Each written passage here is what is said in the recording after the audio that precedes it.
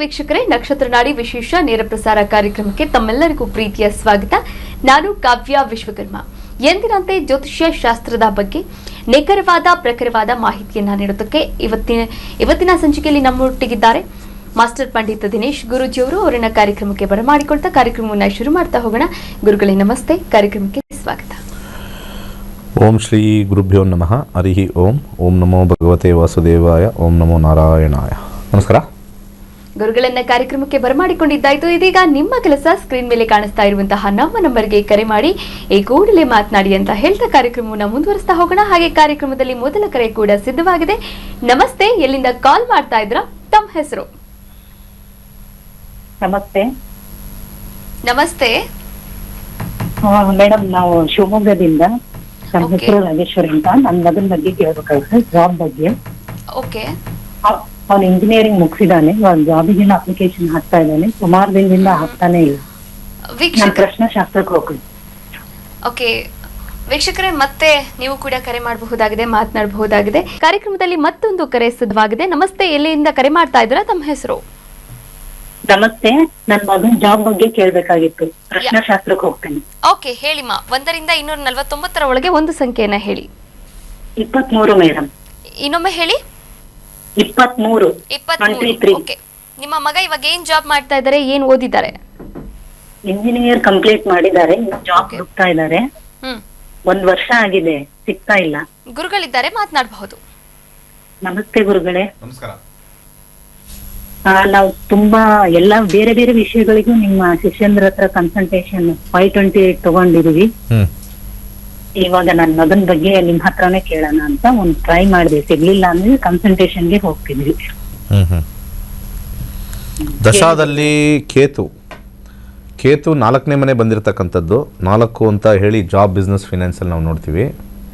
ಈ ಒಂದು ಕಾಂಬಿನೇಷನಲ್ಲಿ 4 ಮತ್ತು 10 ಎಂಡಿಂಗಲ್ಲಿ ಚೆನ್ನಾಗಿದೆ. ಬಟ್ ಆದರೆ ಕಾಂಬಿನೇಷನ್ ಸ್ವಲ್ಪ ಸ್ಟ್ರೆಂತ್ ಇರಲ್ಲ. ನಾವು ಹೇಗೆ ನೋಡ್ತೀವಿ ಅಂದರೆ, ಜ್ಯೋತಿಷ್ಯದಲ್ಲಿ ಫಸ್ಟ್ ದಶ ಚೆನ್ನಾಗಿದೆ ಅಂತಂದರೆ ಇಲ್ಲಿ ನಮಗೆ ಗ್ರೀನ್ ಗ್ರೀನ್ ಗ್ರೀನ್ ಬರಬೇಕು. ಸೊ ಅದು ಬಂದಾಗ ನಮಗೆ ಹೆಲ್ಪ್ ಆಗುತ್ತೆ. ಇಲ್ಲಿ ಗ್ರೀನ್ ಇರಬೇಕು, ಇಲ್ಲೂ ಗ್ರೀನ್ ಇರಬೇಕು, ಇಲ್ಲೂ ಗ್ರೀನ್ ಇರಬೇಕು, ಪವರ್ ಜಾಸ್ತಿ ಇರುತ್ತೆ. ಇಲ್ಲಿ 50% ಚೆನ್ನಾಗಿದೆ, ಇಲ್ಲಿ ಎಲ್ಲ ಸ್ವಲ್ಪ ಮೀಡಿಯಮ್ ಇದೆ. ಒಂದು ಸೊ ಇಂಜಿನಿಯರಿಂಗ್ ಮಾಡಿದ್ದಾರೆ ಅಂದರೆ ಯಾವುದು ಸಾಫ್ಟ್ವೇರಾ, ಯಾವ ಲೈನು ಇದಾರೆ ಲೈನಲ್ಲಿ?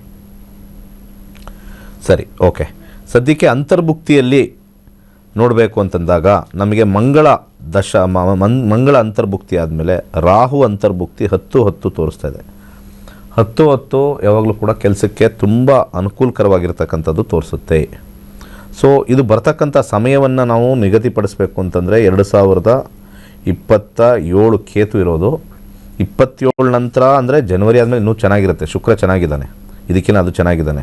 ಸದ್ಯಕ್ಕೆ ಈ ಕಾಂಬಿನೇಷನಲ್ಲಿ 2026 ಒಂದು ಜನವರಿಯ ನಂತರ ಬಂದಿರತಕ್ಕಂಥ ಬುಧನಲ್ಲಿ 2026 ಜೂನ್, ಜುಲೈ ಮತ್ತು ಆಗಸ್ಟ್, ಸೆಪ್ಟೆಂಬರ್ 24ನೇ ತಾರೀಕು ಒಳಗಡೆ ಒಂದು ಆಫರ್ ಬರುತ್ತೆ. ಆದರೆ ಆಫರ್ ಯಾವ ಥರ ಅಂತಂದಾಗ ದಶಾ ಮೇಲೆ ನಮಗೆ ಆಫರ್ ಡಿಸೈಡ್ ಆಗುತ್ತೆ. ತುಂಬ ಜನ ಕೆಲಸ ಸಿಗ್ತಾ ಇಲ್ಲ ಅಂತ ಇರ್ತಾರೆ. ಯಾವುದೋ ಒಂದು ಸಣ್ಣ ಕಂಪ್ನಿ ಬಂತು, ಹೆಸರಿಲ್ಲದೆ ಇರೋ ಕಂಪ್ನಿ ಬಂತು, ಸೇರೋಕ್ಕೆ ಇಷ್ಟ ಆಗಲ್ಲ. ಅದಕ್ಕೆ ನಾವು ಏನು ಮಾಡೋಕ್ಕಾಗತ್ತೆ? ಅದು ನಮ್ಮ ಕೈಯಲ್ಲಿಲ್ಲ. ಅವರವರ ಜಾತಕ, ಅವರವರ ಒಂದು ಯೋಗ್ಯತೆ ಮೇಲೆ ಇರುತ್ತೆ. ಈಗ ನಾವು ದೊಡ್ಡ ಕಂಪ್ನಿನೇ ನಾವು ಡಿಸೈಡ್ ಮಾಡಬೇಕು. ಕೆಲವು ಇರ್ತವೆ, ದೊಡ್ಡ ಕಂಪ್ನಿನೇ ಡಿಸೈಡ್ ಮಾಡಬೇಕು, ದೊಡ್ಡ ಇದೇ ಬರಬೇಕು, ನನಗೆ ಟಾಪ್ ಕಂಪ್ನೀಸ್ ಬರಬೇಕು. ಯಾವುದೋ ಸ್ಟಾರ್ಟಪ್ ಬಂದಿದೆ, ನನಗಿಷ್ಟ ಇಲ್ಲ, ಜಸ್ಟ್ ಅಲ್ಲಿ 15,000 ಕೊಡ್ತಾರೆ ಸ್ಟಾರ್ಟಿಂಗು, 10,000 ಕೊಡ್ತಾರೆ. ಸೊ ಸ್ಟಾರ್ಟ್ ಆಗಿಬಿಡ್ಬೇಕು. ಯಾವಾಗಲೂ ಕೂಡ ಪ್ರಯತ್ನ ಪಡಬೇಕು. ಒಂದು 3-4 ತಿಂಗಳು ನೋಡಬೇಕು. ಆಗಿಲ್ವಾ, ಯಾವ್ದು ಸಿಕ್ಕರೆ ಸೇರ್ಕೋಬೇಕು. ಎಕ್ಸ್ಪೀರಿಯನ್ಸ್ ಅದು ಮಾಡಬೇಕು. ಅಲ್ಲೊಂದು 3 ತಿಂಗಳು 6 ತಿಂಗಳು ಯೋಚನೆ ಮಾಡಬೇಕು ಎಲ್ಲಿವರೆಗೂ ಇರುತ್ತೆ ಅಂತ. ಅಲ್ಲಿಂದ ಮತ್ತೆ ಜಂಪ್ ಮಾಡಬೇಕು. ಅದು ಯೋಚನೆ ಬರಬೇಕು. ನನಗೆ ಅದು ಸಿಗ್ತಾಯಿಲ್ಲ, ಇಲ್ಲಿ ಸಿಗ್ತಾಯಿಲ್ಲ, ಎಲ್ಲೂ ಸಿಗ್ತಾಯಿಲ್ಲ ಅನ್ನೋಕ್ಕೆ ಕಾರಣಗಳು ಪ್ರೆಸೆಂಟೇಷನ್ ಕಾರಣ ಆಗ್ಬೋದು. ಅದು ನಾವೇನು ಮಾಡೋಕ್ಕಾಗಲ್ಲ. ಈಗ ಜಾತಕದಲ್ಲಿ ಒಂದು ಸಣ್ಣ ದಾರಿ ತೋರಿಸುತ್ತೆ, ಸಿಗುತ್ತೆ ಅಂತ. ಎಲ್ಲೂ ಸಿಗ್ತಾ ಇಲ್ಲ ಅಂತಂದಾಗ ನಾವು ಇಂಟರ್ವ್ಯೂ ಹೆಂಗಪ್ಪ ಮಾಡ್ತಾಯಿದ್ಯಾ ಅಂತ ನಾವು ಕ್ಲಾಸ್ ಕ್ವಶನ್ ಕೇಳಿದ್ರೆ ಏನು ಬಂಬಾಟಾಗಿ ಮಾಡ್ತಾಯಿದ್ಯಾ? ಮತ್ತು ಈ ಇಂಟರ್ವ್ಯೂ ಕರಿತಾ ಇದ್ದಾರೆ ಅಂತಂದರೆ ಅಲ್ಲಿ ರಿಕ್ವೈರ್ಮೆಂಟ್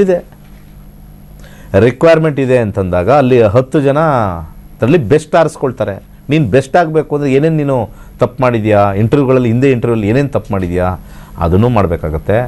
ಇದು ಒಂದು ಕಾಂಪಿಟೇಷನ್ ಯುಗ ಆಗಿರೋದ್ರಿಂದ ಆ ಥರ ಆಗುತ್ತೆ.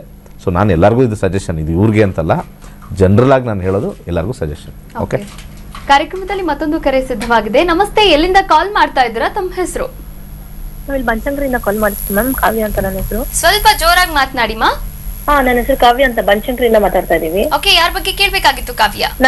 ನನ್ ಮಗನ್ ಬಗ್ಗೆ ಕೇಳ್ಬೇಕಾಗಿತ್ತು ಮ್ಯಾಮ್. ಯಾವ ವಿಚಾರವಾಗಿ? ಅವನು ಮುಂದೆ ಹೆಂಗಿರ್ತಾನೆ ಲೈಫ್ ಅಲ್ಲಿ ಅಂತ. ಓಕೆ, ಡೇಟ್ ಆಫ್ ಬರ್ತ್ ಹೇಳಿ ಮಾ. 8/3/2019. 8/3/2019. ಓಕೆ, ಹುಟ್ಟಿದ ಸಮಯ 12:23 ಮಧ್ಯಾಹ್ನ. 12:23 ಮಧ್ಯಾಹ್ನನ? ಹೌದು ಹೌದು. ಓಕೆ, ಹುಟ್ಟಿದ ಸ್ಥಳ? ಬೆಂಗಳೂರು. ಓಕೆ, ಗುರುಗಳಿದ್ದಾರೆ, ಮಾತನಾಡಬಹುದು. ನೀವು ನಮ್ಮ ಅಷ್ಟಾಜಿ ಕಲ್ತಿದ್ದೀರಾ? ಇಲ್ಲ ಸರ್, ಇಲ್ಲ. ಒಂದು ಸಣ್ಣ ಉದಾಹರಣೆ.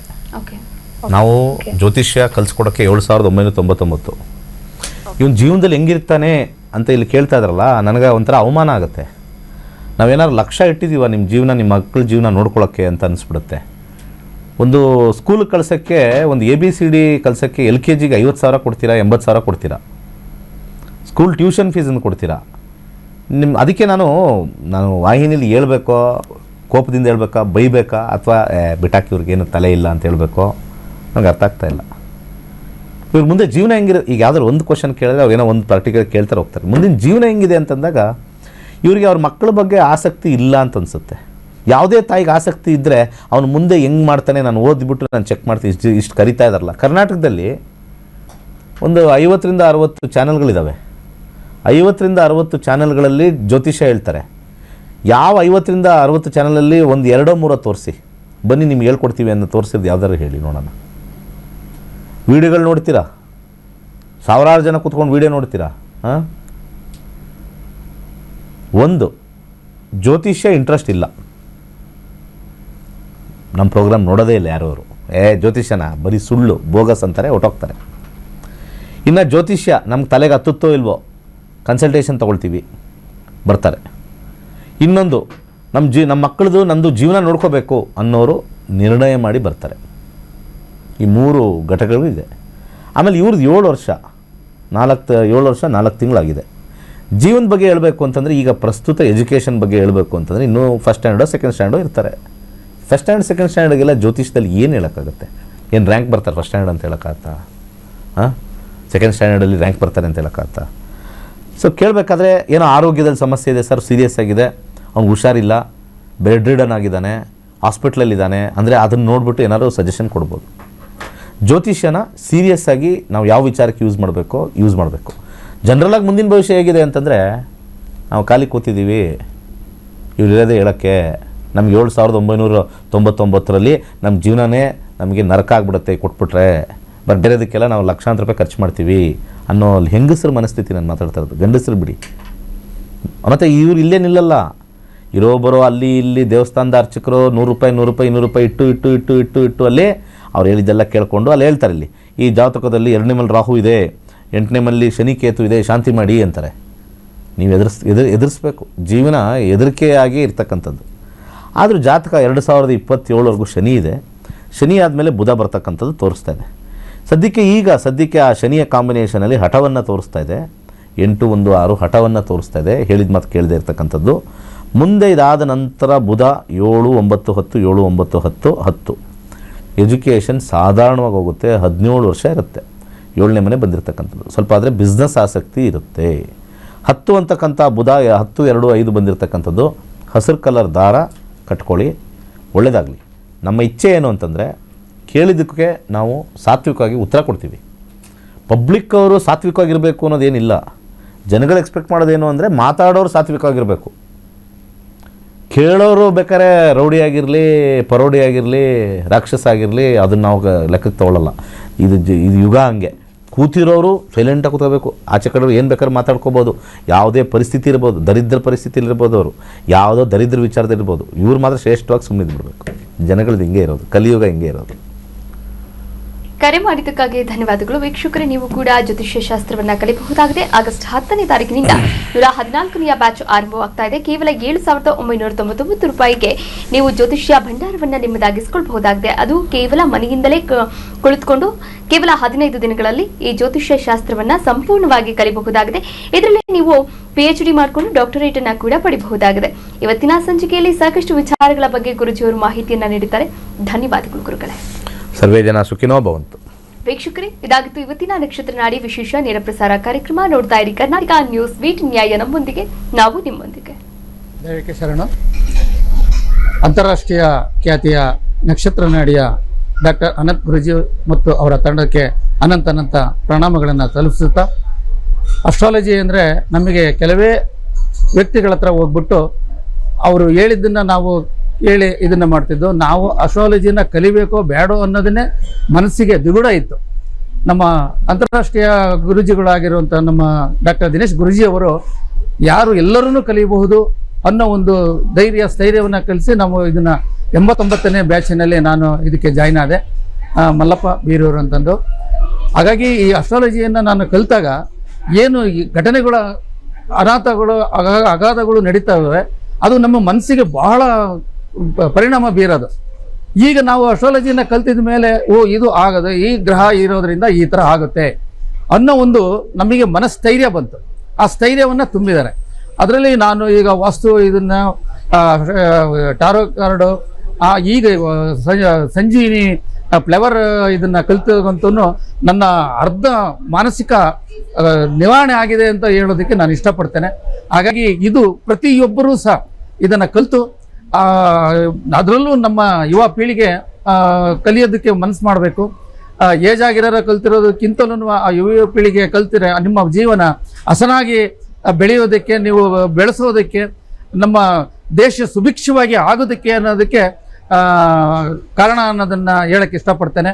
ಹಾಗಾಗಿ ಇಂತಹ ಒಂದು ಕಾರ್ಯವನ್ನು ನಮ್ಮ ಅನಂತ್ ಗುರೂಜಿ ಡಾಕ್ಟರ್ ಗುರೂಜಿಯವರು ಕಲಿಸ್ತಾ ಇರೋದು ಅನ್ನೋದನ್ನು ಭಾಳ ಹೆಮ್ಮೆ.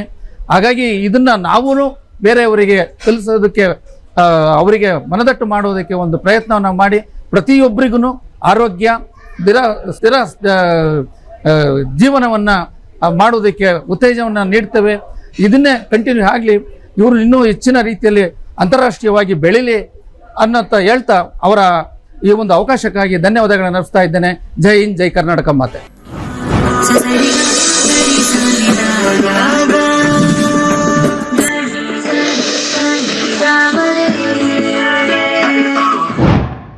ನಕ್ಷತ್ರ ನಡಿ ಜ್ಯೋತಿಷ್ಯ ತರಗತಿ 114ನೇ ಬ್ಯಾಚ್.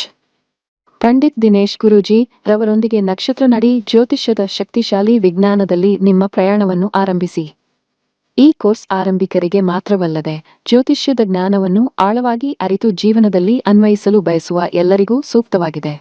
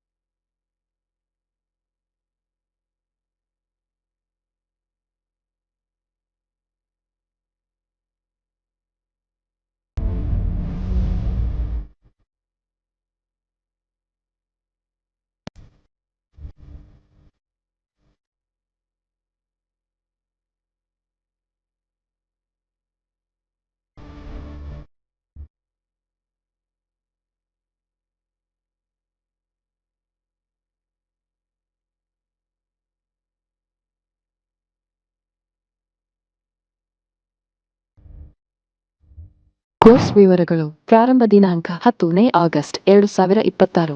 ಕೋರ್ಸ್ ಶುಲ್ಕ 7,999 ಮಾತ್ರ. ನೀವು ಪಡೆಯುವವು 15 ಲೈವ್ ಇಂಟರಾಕ್ಟಿವ್ ತರಗತಿಗಳು, ಉಚಿತ 3 ತಿಂಗಳ ಪ್ರವೇಶ, ಅಧ್ಯಯನ ಸಾಮಗ್ರಿಗಳು, ಉಚಿತ ಪ್ರಮಾಣ ಪತ್ರ. ತರಗತಿ ಸಮಯಗಳು: ಬೆಳಗ್ಗೆ 11 ರಿಂದ 12:30, ಸಂಜೆ 7:30 ರಿಂದ 9. ಹಿಂದೆ ನಕ್ಷತ್ರ ನಾಡಿ ಜ್ಯೋತಿಷ್ಯ ಕೋರ್ಸ್ಗೆ ಸೇರಿ ಮತ್ತು ನಿಮ್ಮ ಜೀವನವನ್ನು ರೂಪಾಂತರಗೊಳಿಸಿ.